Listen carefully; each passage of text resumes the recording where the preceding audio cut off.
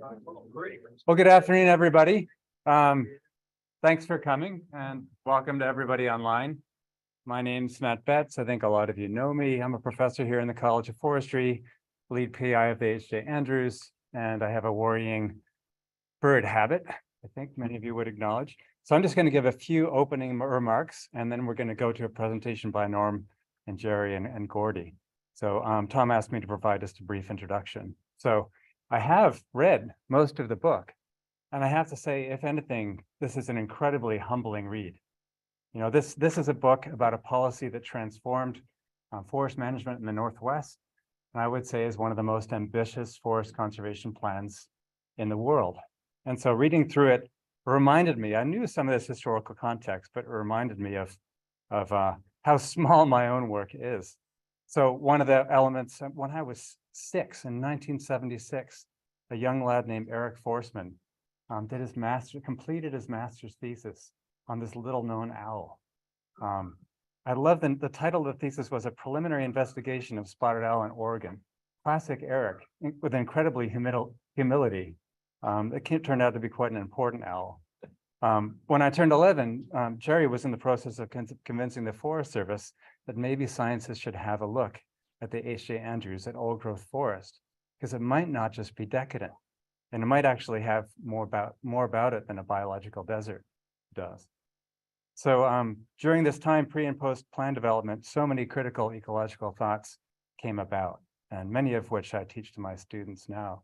So minimum viable populations, adaptive management, the importance of old growth, the role of disturbance in forests, the notion of landscape connectivity that's become so important in landscape ecology. So it's my pleasure to introduce these three guys who really don't need much introduction at all.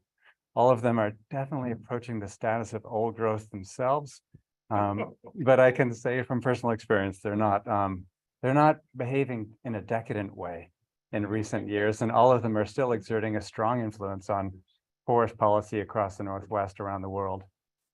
So Norm Johnson has an undergrad in forestry from Berkeley and a PhD here at Oregon State.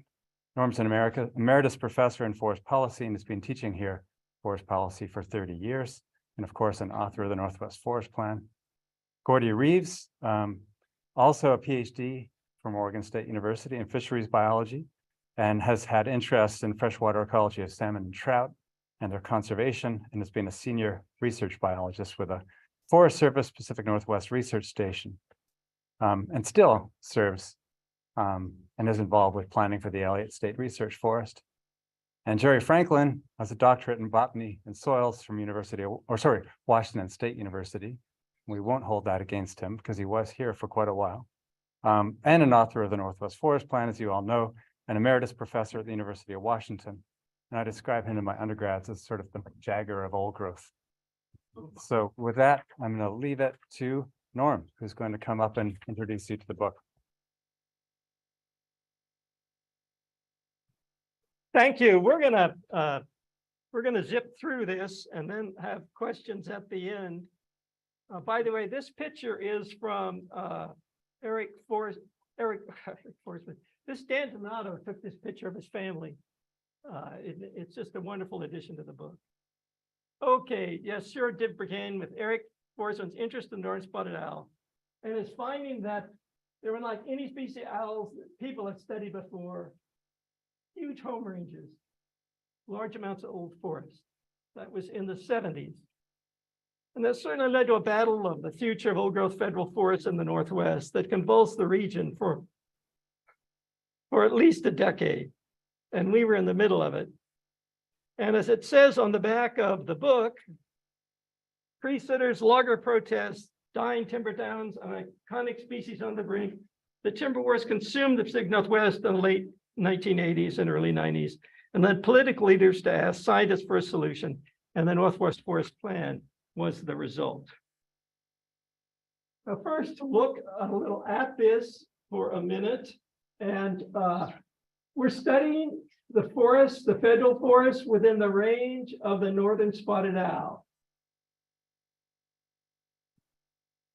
And actually, ancestral lands of indigenous people covered this range.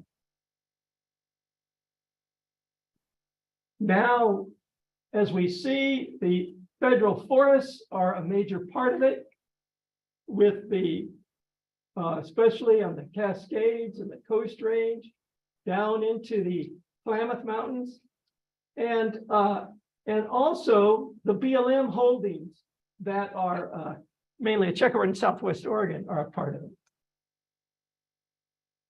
Tribal nations have reservation forests, but also they, with their treaty rights, they have rights considerably beyond that.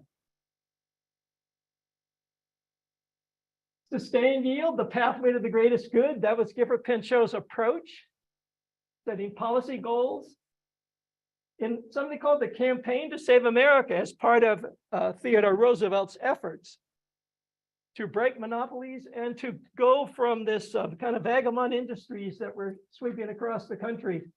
And in terms of timber, where they'd create boom towns for a while and then ghost towns. And he was bound and determined to change that. And the idea was a sustained harvest of timber over time, and also to prevent timber famine. Old growth was the fuel for the sustained yield engine, where the notion was you'd meter it out, the old growth, until the plantations that came after it were able to provide a harvest. But it really was seen as a fuel for the sustained yield engine, and that national forest plans for most of the 20th century focused on that theme. In 1980 and 1990, the Forest Service in Region 6 struggled to create forest plans under new legislation, implementing the regulations under the National Forest Management Act. And they really struggled, and I was part of that struggle, to find politically acceptable plans that would meet conservation requirements, especially to provide well-distributed habitat and federal lands for viable populations of vertebrates. Remember that so much of this story surrounds that idea. And attention focused especially on conservation of the northern spotted owl. But the forest plans did not survive court tests, in part because there was a real desire to limit the impact of owl conservation on harvest, and that greatly influenced the policies that were proposed. Litigation brought about by environmental groups in the court of Judge Dwyer in Western Washington resulted in the judge enjoining timber sales of owl habitat. You've heard of Jack Ward Thomas, and we'll see him in a minute. You've heard of Jerry Franklin. Judge Dwyer was as important to all of this. He had taken some forestry and landscape classes, and he really had a deep understanding of forest ecosystems. And he greatly influenced the outcome. The litigation brought by environmental groups led him to enjoin timber sales of owl habitat, where most of the harvest was coming from. A permanent injunction until the case was resolved, and he opined that he thought the plaintiffs would prevail. The Forest Service chief at that point gave up with trying to slightly modify forest plans to develop better conservation strategies for the owl, and took an amazing step that totally changed both the way planning was done and the outcomes within the range of the northern spotted owl. He commissioned an independent group of scientists, the Interagency Scientific Committee led by Jack Ward Thomas, to develop a scientifically credible conservation plan for the northern spotted owl.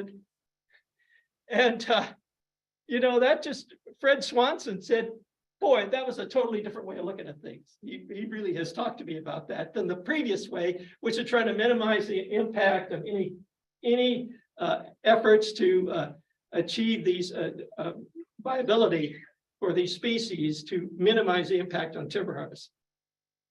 The bureaucratic seas parted, literally and figuratively. And scientists marched in. And things have never been the same since in this region. There are 5 sequential science assessments that were done that progressively broaden the old forest species and ecosystems considered. But Jack Ward Thomas, he did a number of oral histories that we talk about in the book. As he said, this was not science per se. Science is a testing of a hypothesis. These efforts were assessments, management planning, development alternatives by a group of scientists. That's not science, that's scientists doing planning.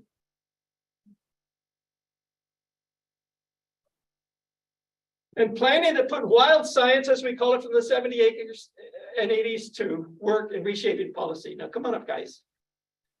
This is where I got involved and where a lot of you people here at Corvallis got involved. We got involved with a different kind of science. Now, we've been studying forests for probably 100 years, certainly 50 years, seriously. But the research had all been focused really on how to produce wood in plantations. So we learned about how to grow Doug fir, how to cut it, how to regenerate it, how to thin it.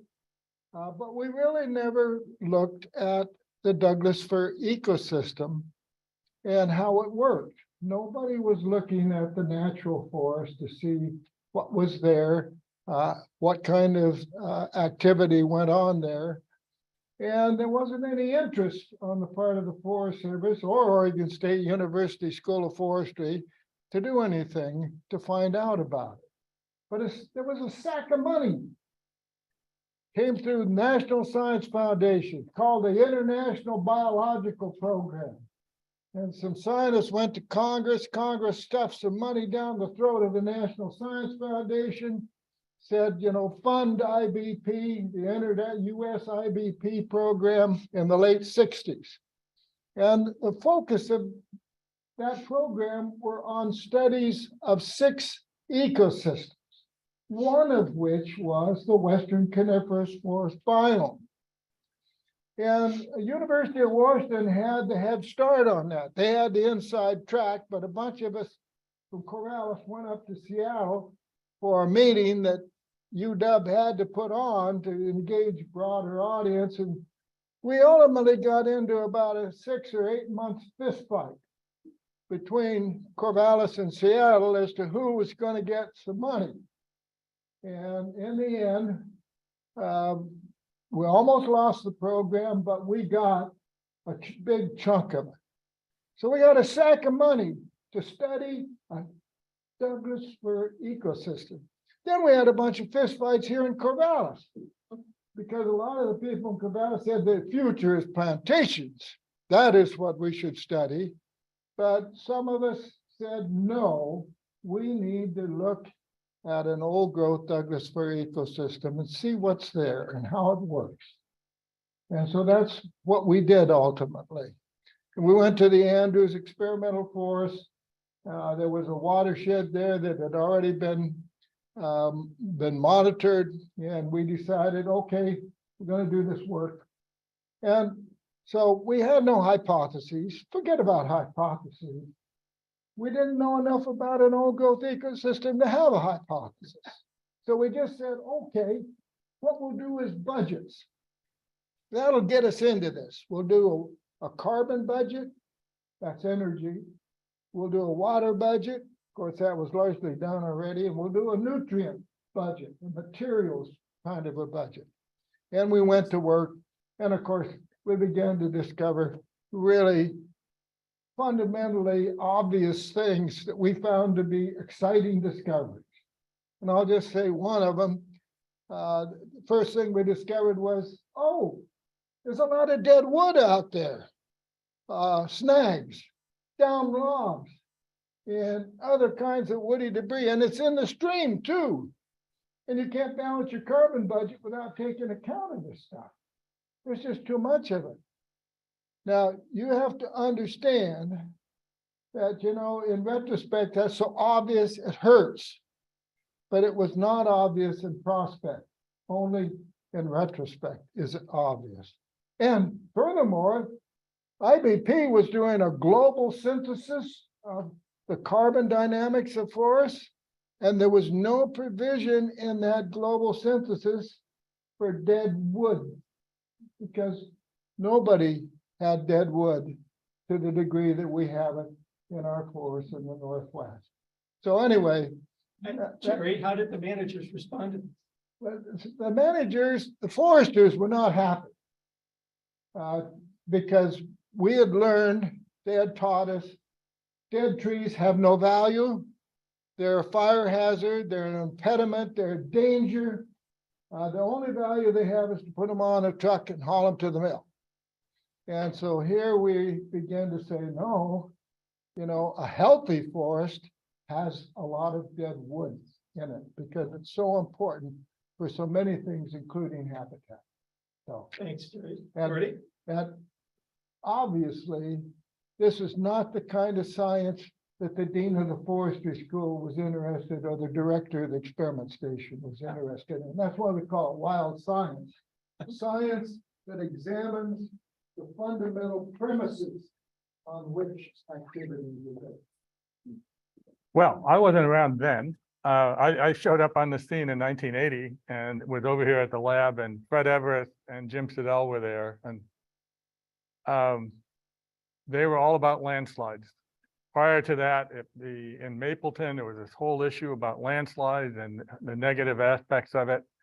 And Fred and Jim were all about going out and looking at it, actually looking at it. And then what they were seeing was that landslides maybe weren't as bad as everybody was suspecting. So the whole focus, our whole focus over there became this idea of looking at systems in a dynamic way. And that was really quite different than the way things were going, which was a much more static perspective. And so spring of 1990, and this is the first of the 5 science assessments. And it really set the model for how you do that. New conservation strategy for the northern spotted owl by the ISC, Jack Ward Thomas and owl biologists. And basically after much review and study, they decided that they ought to have large reserves sufficient for a self-sustaining population, local population of owls, close enough together so that they can readily disperse to other reserves. They published this and it just blew the wheels off the timber wagon. It was shocking that some little creature that few had ever seen, and you generally couldn't eat, was somehow ruling the world. I was there then, and it just totally shocked us. Establish a new template for how political leaders and managers answer federal policy questions. You form a group of respected scientists, independent of management agencies and political influence. You give them questions to answer and the freedom to recommend new conservation frameworks. This means they need to step beyond what they know for sure, try to put things together and say, given what we know and what we hypothesize and what our hunches are, this is the conservation framework we would suggest. It takes a special kind of scientist. I like to call them wild scientists. My friends think it makes them look frivolous, but still, that, it takes an unusual person to want to do that. And also that the political leaders and managers will stay out of the way and rely on the power of scientific authority. Well, 1 second. Whoops, sorry. The Forest Service decided to accept this strategy, and they hoped that would solve their problems. They would adjust the forest plans that they and I had worked on for a decade and get back to business. It so happened that the Judge Dwyer rejected the proposal again on procedural grounds. He said that the ISC was the first scientifically respectable proposal he had seen, but he still rejected. And in addition, Congress was wondering, wait a minute here, we know there are a lot of creatures in the forest. Can the spotted owl ever take care of them all? So they asked 4 of us that became known as the Gang of 4. Probably that wasn't a compliment. It wasn't intended as a compliment. That was at the time of the Chinese had the gang, remember? And so that was Jack Ward Thomas. He's on the second from left. John Gordon's on the left, the Different Show professor, the Different Show professor of Yale and the dean, myself, and Jerry Franklin. And this was really a lot of fun at this point in time. They called the four of us in to sort of tell them, what was the situation? What could they do to resolve the situation? And so that was the four of us, and we'd never worked together at all before that, but we went back there and we each sat, and of course, Norm was really the expert on allowable cut calculations. I was the expert on old growth forest. Gordon was just, the nearest thing we had to a senior statesman in forestry. And of course, Jack was Jack. So anyway, we did this, and then what happened after this session was there were a couple of sessions where we sat, in offices with some of the members of the House. And there was one meeting with Congressman Volkmer, who was a Southern Democrat, very powerful, chair of the Ag Committee, which also, of course, has the Forestry Subcommittee. And so we were finishing up a very modest lunch, talking with him, and I saw him writing on the back of an envelope. And I said, Congressman, what are you doing? He said, I'm writing down what we need to put in a bill to solve this. He was writing it on the back of an envelope. Well, fine. He went back to his work and he looked up at me and he said, if you could just tell us where the good old growth is, we could solve this problem. I sat there for a minute, and then I said, well, I think that we could do that if you needed that information. And in the meantime, Jack Thomas was trying to kick me and was kicking Norm instead. Which made Jack feel better, but did not deter Jerry. So in any case, we ended up with this incredible assignment in a matter of 6 weeks to map the old forests within the range of the spotted owl and grade them as to their quality. I had no idea how the hell we were going to do that, but that's what we were going to do. And as we left that room that day, we were going out the door was almost shut, and both were said, and don't forget the damn fish.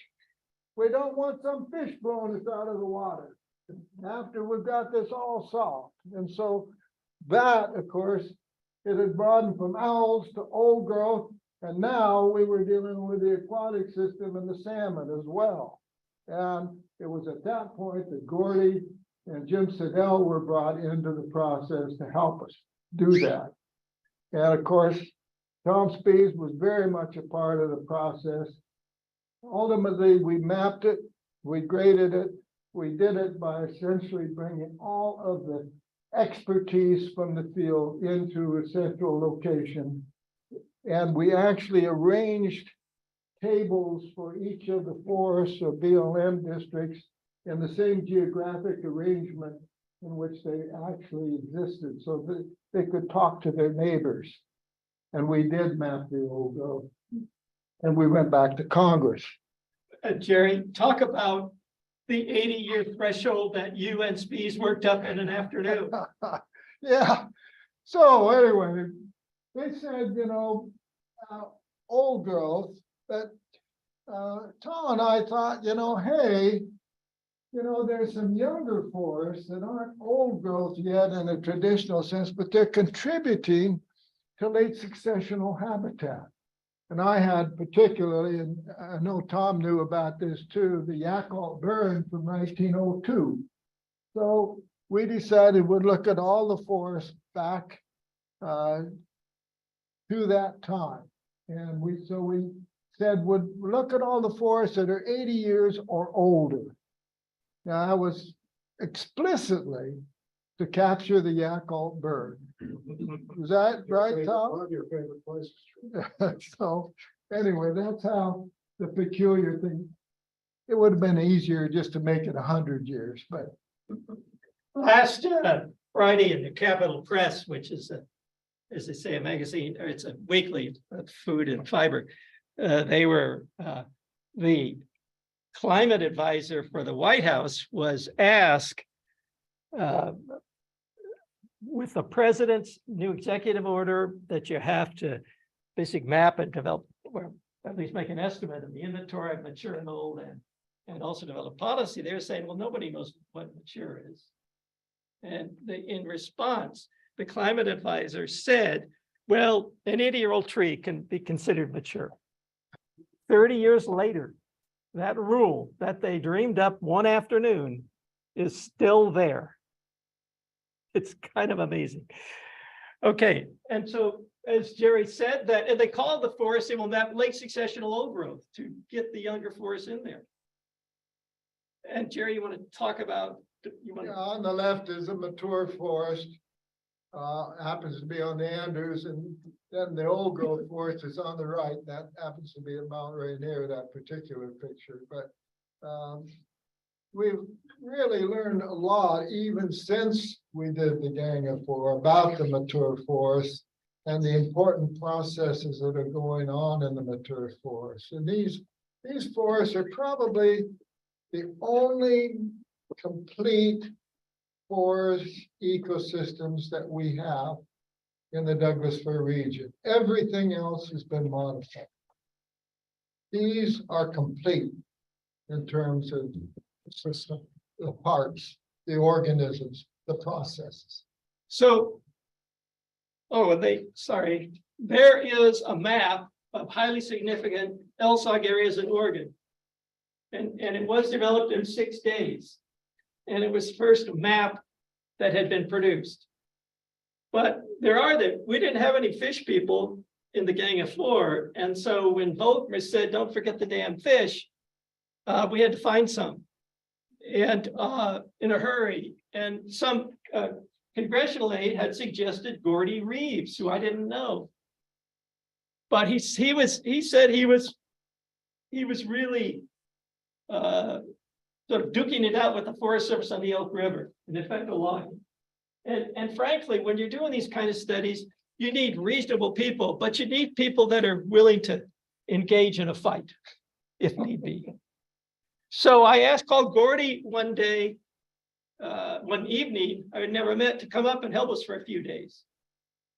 And then we think Thomas asked Jim Sedell. So go ahead, Gordie. It's 4:30, so we need to move. Yeah, okay. Well, real quickly, Norm called 9 o'clock on a Monday night, introduces himself, says, can you come and help me? I have not yet. I have to remember, I have no idea who Norm Johnson is, what he did, whatever he was. Oh, sure, we can do that. A couple minutes later, Jim Sedell calls me up, and he is like bouncing. I can just imagine he's bouncing around the room. We got to get to Portland tomorrow. And these are the big kahunas. We got an audience with them. We got to make a good first impression. He said, meet me at 5:30 in the parking lot back here, and we'll do something on the way up. Well, at just about this time, there was a paper that had come out called Salmon at the Crossroads, which was the first real. It's hard to imagine now that there were no listed fish populations in Oregon and Washington at the time. This paper identified the populations were in trouble. So Jim used it. We used this as our sort of calling card to meet with the Gang of Four, and we had to actually make a case why fish had to be included. And about partway through that, John Gordon goes, "Wait," and he had this really deep voice. He said, "You guys just changed the game." He said, "Fish are going to change the whole nature of this debate." He said, people don't really care about the spotted owl. They can't eat it. They can't do anything with it. But you tell them that their salmon and their streams are in trouble, and we're gonna get a whole bunch of different types of attention in this whole thing.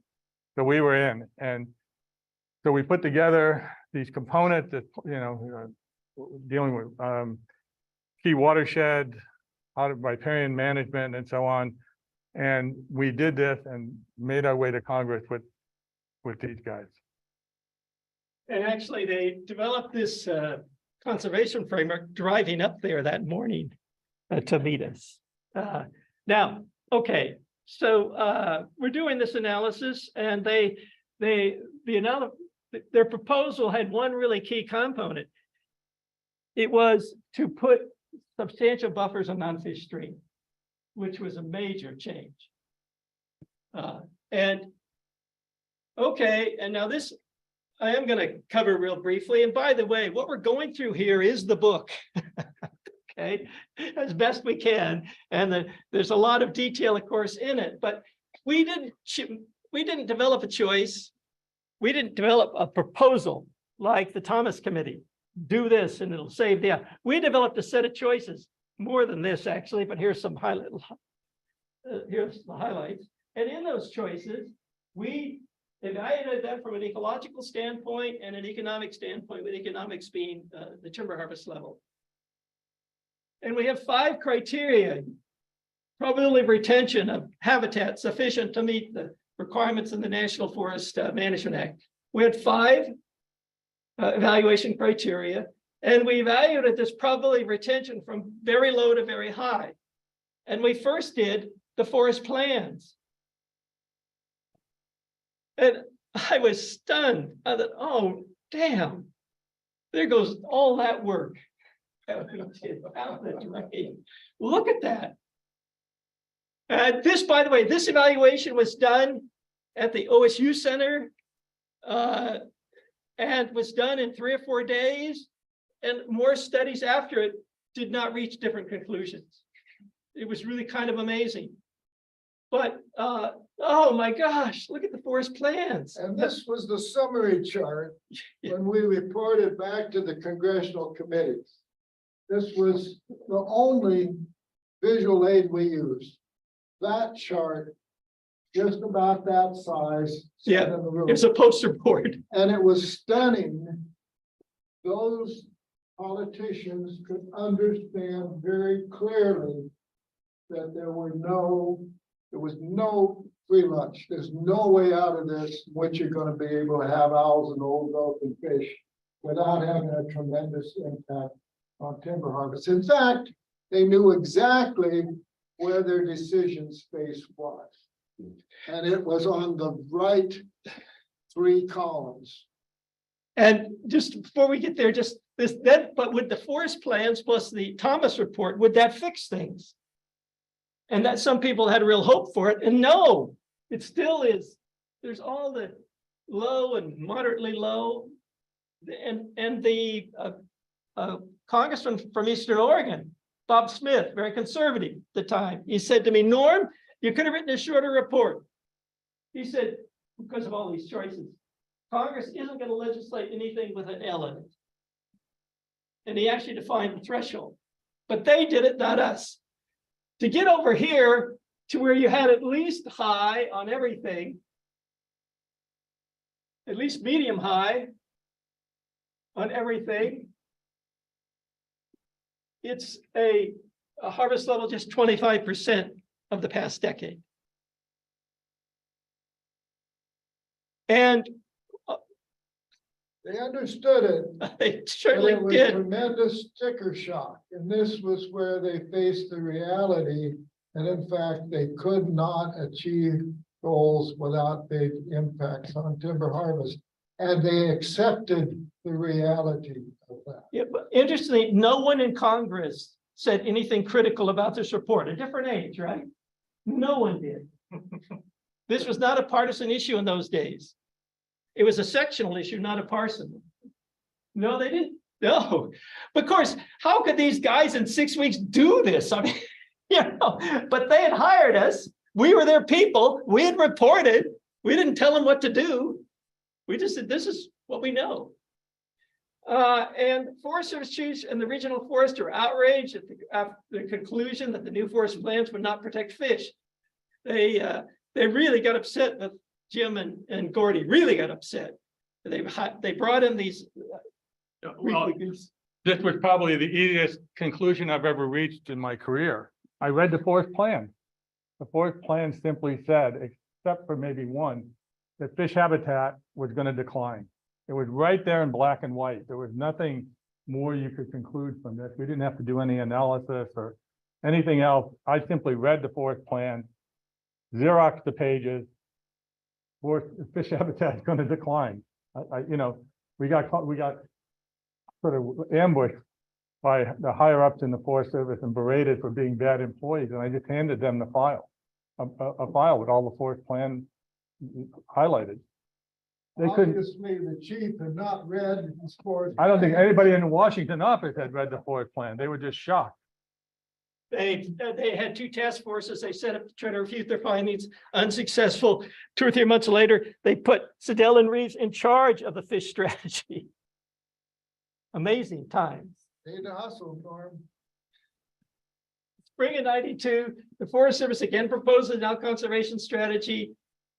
Dwyer, though, doesn't accept it because he said this other report just came out that says other ogo species will be in trouble. The Forest Service commissions yet another science assessment. Jack Ward Thomas is leading it. The SAT report to provide habitat conditions on federal land conducive to high viability for all species, vertebrates and non-vertebrate, even though the regulation just called for vertebrate. You know how many non-vertebrates there are in old-growth forests?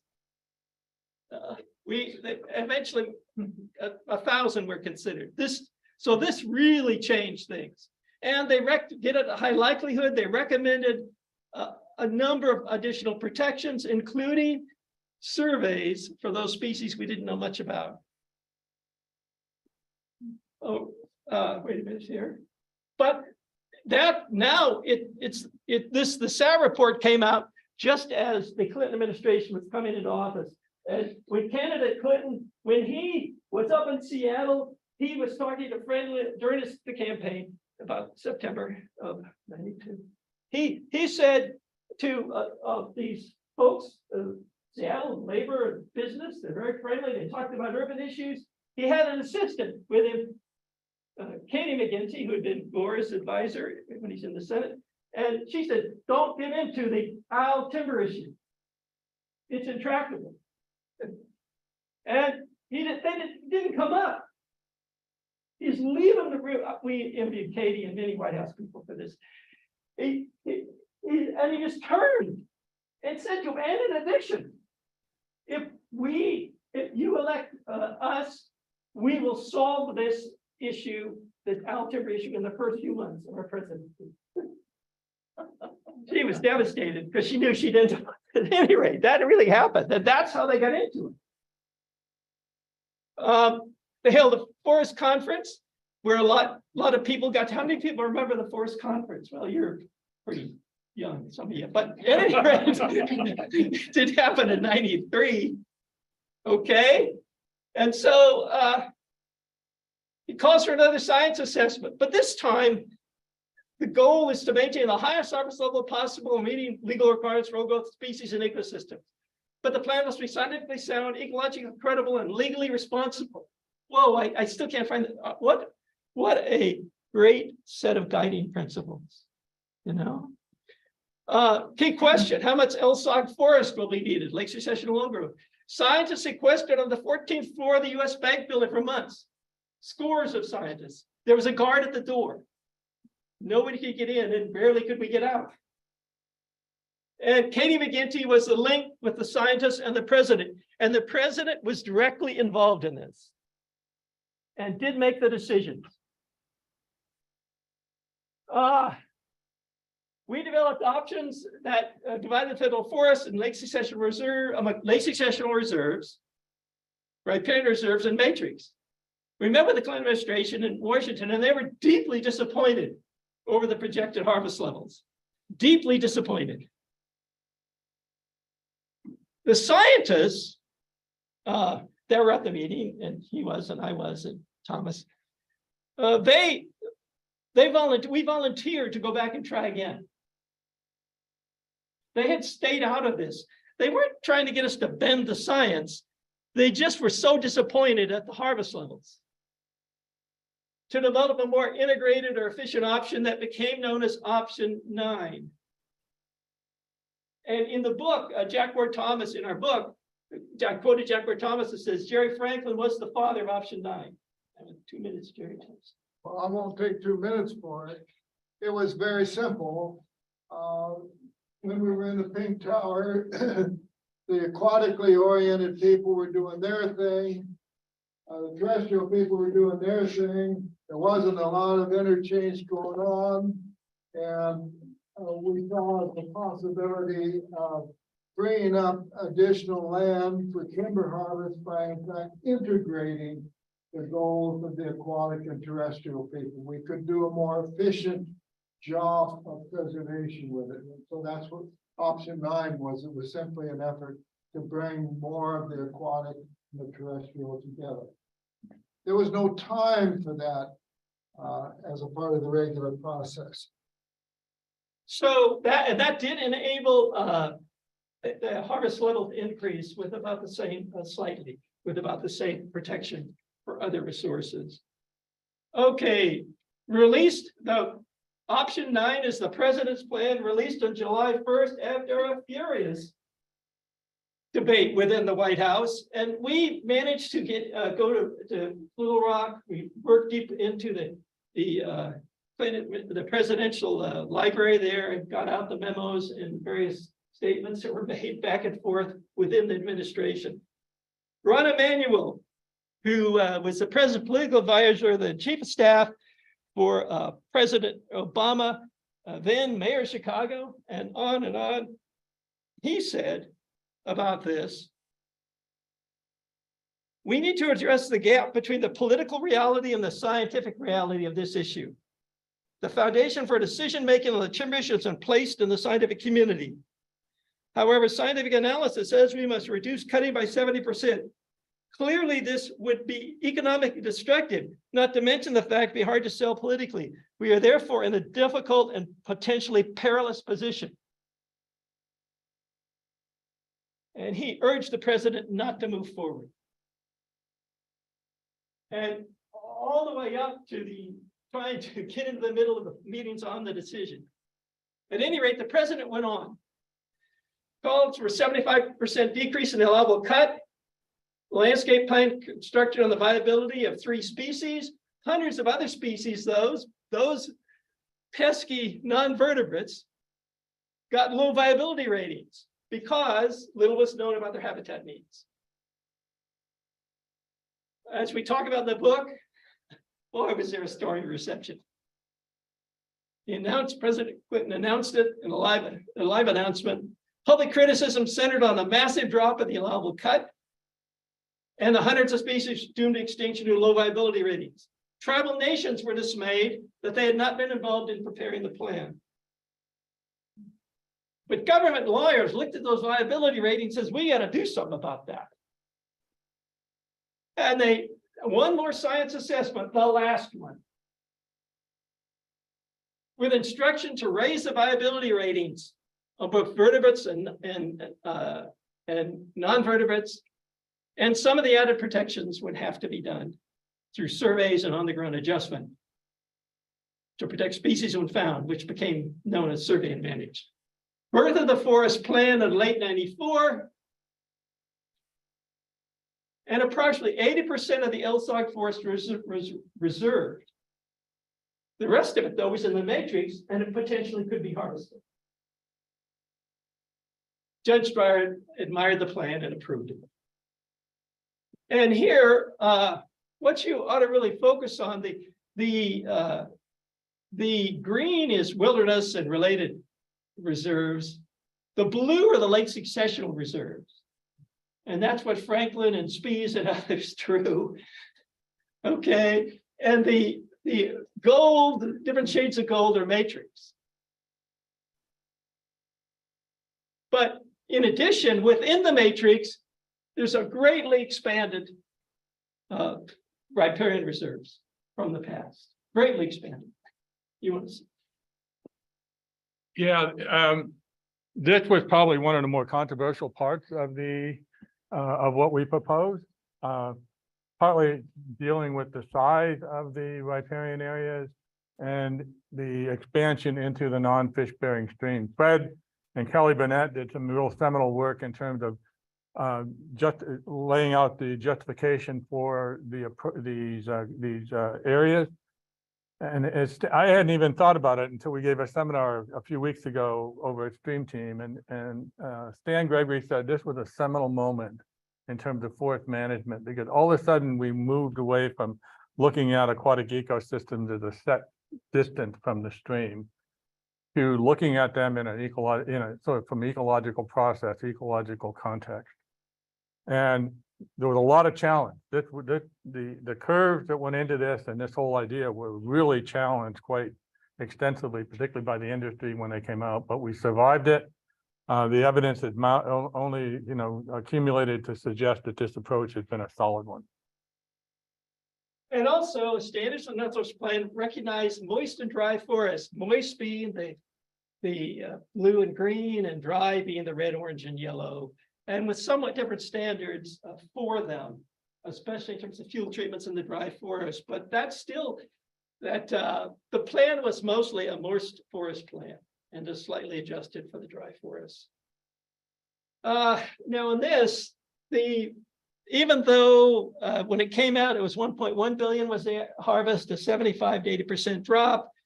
Then after some adjustment, some accounting, some real, it ended up at 850 and then dropped to 800. That's called the probable sale quantity, the projected level of timber sales. But what happened was this logging in this period from 1995 to 2012 was supposed to be based on lake successional forests. And after some initial harvest of them, partly because Congress through writers set aside the Northwest Forest Plan for a little bit, the harvest level collapsed. And what happened is that you see this, and for a variety of reasons, survey and manage did, because of the need to leave buffers around species like the retrievals, did make harvest difficult in some LSRs stands. There were a new set of managers. The Clinton administration brought in many wildlife and fish people. They just weren't too enthused about that. The scientists, me and Franklin, said, man, this isn't working. And so did Thomas. The public quite rapidly turned against it through the surveys. And there were protests and litigation. And that it collapsed. The harvest collapsed, and the Forest Service timber program had a near-death experience. 450. And moist forest plantation thinning saved the federal timber program. Went to thinning the moist forests and trying to create more structurally and compositionally diverse forests, and it really saved them. Scorecard for the Northwest Forest Plan after 30 years. And by the way, this last section includes vignettes from managers as they try to implement it, and much more depth than we're giving here on what happened. But still, there's a scorecard. Okay, Franklin, you want to? Sure. I like to say that, the plan changed everything and resolved very little. And the next slide and this one really talk to that. First of all, it really did stop the logging of the older forest. It wasn't the plan that stopped it all, but the combination of the plan and social unrest with regards to attempting to do any more logging in the older forest essentially has stopped it. Significant harvesting. It did stabilize the habitat for the owl, but it did not solve the problem of the owl because of the barred owl. And in fact, the barred owl will make the spotted owl go extinct if we do not have a program to reduce barred owl and at least a part of the spotted owl habitat. It improved the aquatic habitat very definitely on federal land, but as Gordie could tell you, you can't solve the problem with regards to the fish just on the federal land. You have to get into the lower elevation lands, the managed forests, privately owned, and the agricultural lands. And it proved difficult to do the economic assistance. Okay, that in fact, Some communities didn't suffer too badly, those near I-5, but the small isolated communities that in FEMAT and in the administration that knew we're going to have struggle, the economic assistance generally didn't get to them in their time. And they really bore the cost of this.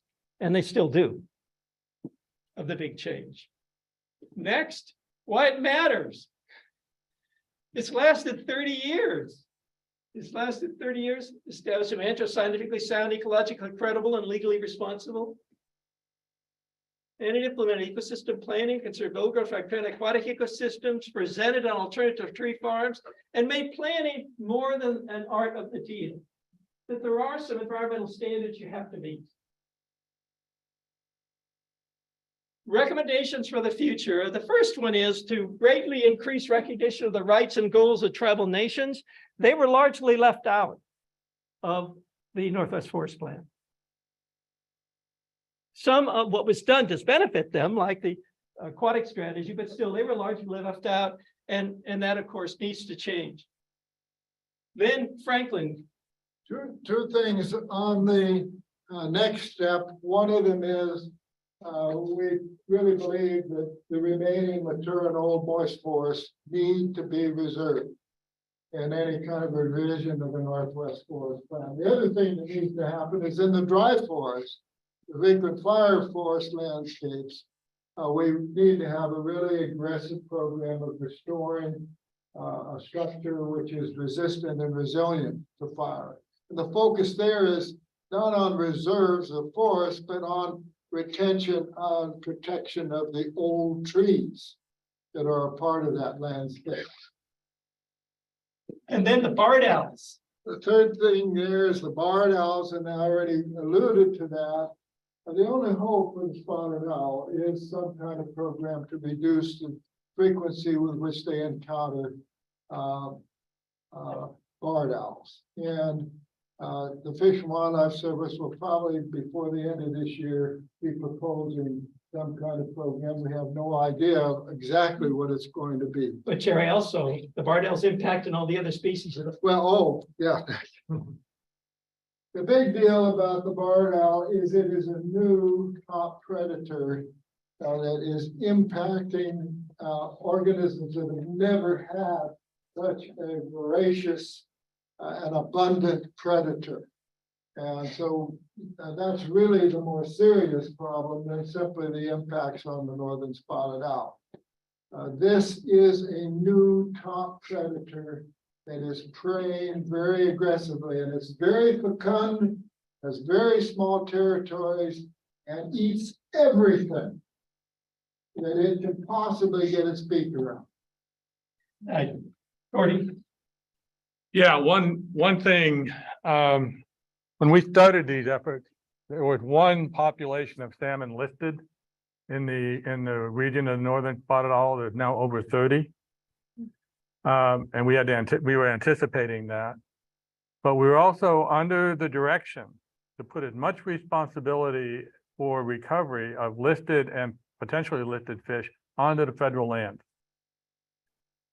What we've learned since, as Norm said earlier, the federal land cannot make a major contribution to the recovery of the listed fish. They simply don't have the productive capacity to do it. They're not in the portions of the network that historically produce fish. And so what we've got to do is it's got to be a much more encompassing program for recovery that includes non-Forest Service areas and non-BLM areas, non-federal areas actually. And that's going to be the key to recovery of the fish. It's not going to be the Northwest Forest Plan. And Jerry gets the last word. The final item is that we feel we have a real challenge on the federal lands on the west side, the moist forest, in terms of replacing the plantations we've created with forests, managed forests that are structurally complex and biologically rich. The plantations were never intended to do anything other than be very efficient in producing wood. And not surprisingly, they don't do well at providing a lot of other ecological work, functions, values that we want. And so we don't want to replace the current plantations with just another round of even age monoculture Douglas fir. We want instead to transition to manage forest landscapes that have forests that are structurally complex, not single species, single even age, and are biologically diverse. And that's really going to require very active kinds of management, not just thinning, but in fact, some significant creation of openings and starting some forests from scratch that have that kind of diversity, including, hopefully, some hardwoods as a very significant component of those systems. So, And that, my friends, is a capsule summary of our book.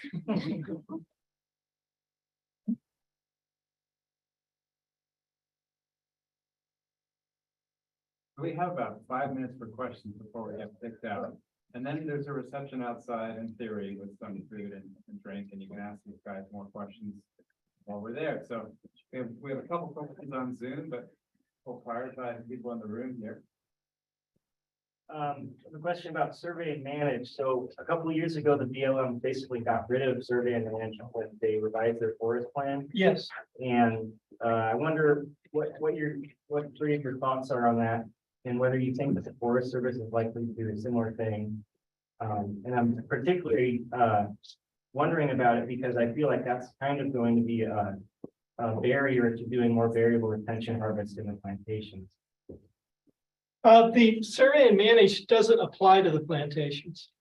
But It applies to the older forest. My understanding is that it applies for thinning under 80, but if we do regenerative under 80, it does still apply?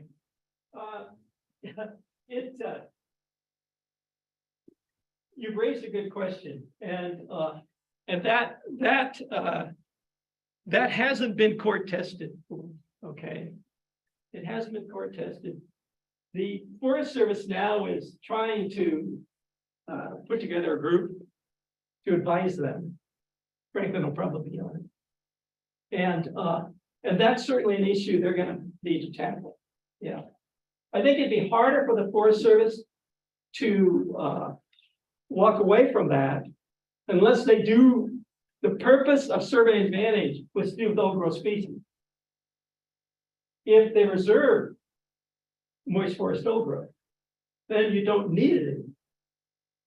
Okay, so the logic suggests you can get up from it. But with all things to do with the Forest Service, it's always sticky. Thank you. What do you guys think of the proposed BLM guidelines that include conservation as a potentially use? as a what? The BLM's proposed guidelines that are in review now that include conservation as one of the multiple uses for federal land. Well, you're better to do that than I. He always gives me the easy questions. I think that it's kind of fun, hard for me to get my mind around, but I think they're trying to recognize other values, and I think that's great. Okay, I think it's great to move in that direction. I don't really know what it means yet, but I think that's good. Yeah, they've always, they used to be known as the Bureau of BLM, the Bureau of Logging, Grazing, and Mining, and so that's good. And I'd add to that, we're feel very positive about many aspects of the BLM's plan that they've created to replace their participation in the Northwest Forest Plan. I think I'll speak for myself and simply say it's fascinating that probably the most timber-oriented public agency I've ever seen was the BLM. And they are now the most innovative management organization in the state of Oregon. So, you know, it's not to say they're perfect, but they have moved dramatically towards adopting ecological forest management. Yeah, and in our book, we are complementary toward their moist forest strategy. We absolutely are. And yeah, One more question. I think we need to go. Just so you know, we do have 65 people online and the questions are sort of flooding in. But I think we can save them and we'll send them to you later for your answering pleasure. But one more question. Wildfire and climate change, drought especially. I mean, doesn't that change everything? Well, obviously, you know, the plantations are the most vulnerable to all the aspects of climate change, including the increase in disturbance regimes. And so moving towards more ecologically whole, more complete, multi-age, species diverse systems not only helps us to have more functional federal forests, but also those are going to be more resistant to disturbances. They're going to be more resilient following disturbances, and they're going to generally be more adaptive to the changes that occur. And one of the reasons we want the mature and old that exist to be left alone is because there's nothing we can do to improve their ability to adapt under climate change. So On the east side of the coast range, I'm talking about the Douglas fir. I've got lots of Douglas fir, and it's this big around. And it's nothing but a fuel ladder from the ground up the top. And I don't agree. I think we can improve that. Well, we can have a debate about this. Okay. just one last thing. We, because of what you raised on the dry forests especially, yeah, we think they're really in peril, in tremendous peril. This is not dry. Yeah, I I understand. don't know what you mean by dry forest, but it's what I usually hear. The east side of the coast range is not dry, what you're thinking about. Some of it is, as a matter of fact. South. The south. Yeah. I just want to kind of add to what Phil was saying, that I agree with him. And what's interesting is that when you guys started all of this, you had certain principles you wanted to adhere to, and you had goals. And one of the newer goals that wasn't thought of then is that how can we manage natural ecosystems to maximize carbon sequestration? You know, natural climate solution is all the rage. And of course, that's all about fire and fire regime. And I actually think sort of if carbon sequestration, particularly in soil, which of course is where all the carbon is, I would tend to agree with Bill that there needs to be this movement towards understanding what makes wildfire and what doesn't. And that wasn't in the original, which is sort of exciting. It means that there's a new direction, and the Northwest Forest Plan isn't, you know, it's not over. But I think that that needs to be considered. And if you guys do anything, it's to encourage them to not stop now, but keep having new voices, new concerns, new ideas going forward with the Northwest Forest Plan. And even if Phil is old, you can put him on it to cause trouble. I think that's an excellent place to start and fodder for conversation over small treats and drinks out in the hallway. So thank you very much.